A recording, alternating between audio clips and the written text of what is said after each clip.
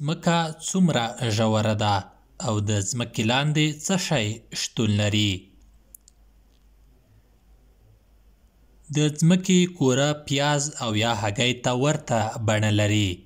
دا چې موږ تاسې پرې شتون لرو د ځمکې قشر یا کاسټ دی، خو ځمکه له څلورو پوړونو یا لیئرز جوړه شوې ده چې قشر، منټل، بیروني هسته او دننه هستې څخه عبارت دي.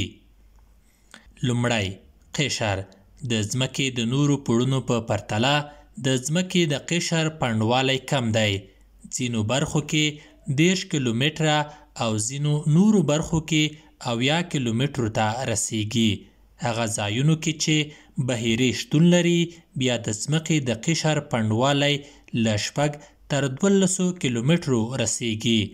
د پنډوالي پر بنسټ د ځمکې قشر په دوه برخو ویشل کیږي: بحیروي قشر یا اوشینیک کاسټ او د وچې قشر یا کانټیننټل کاسټ.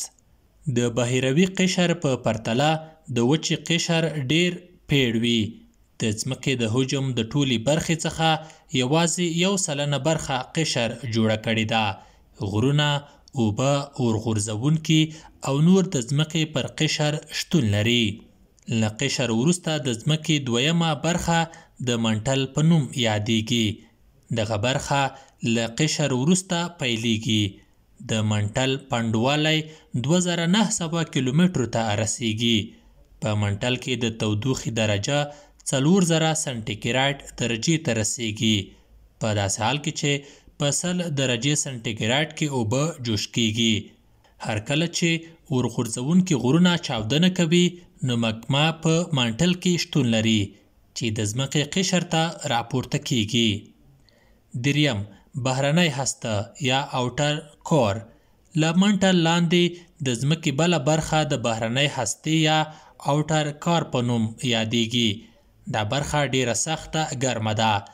دلته د تودوخې درجه له 5000 سانتي هم پورته ده.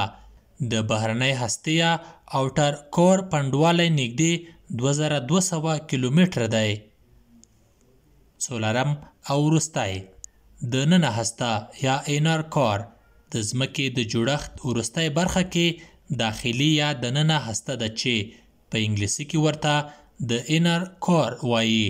دلته تودوخه له نورو ټولو برخو ډیر او زیات دی.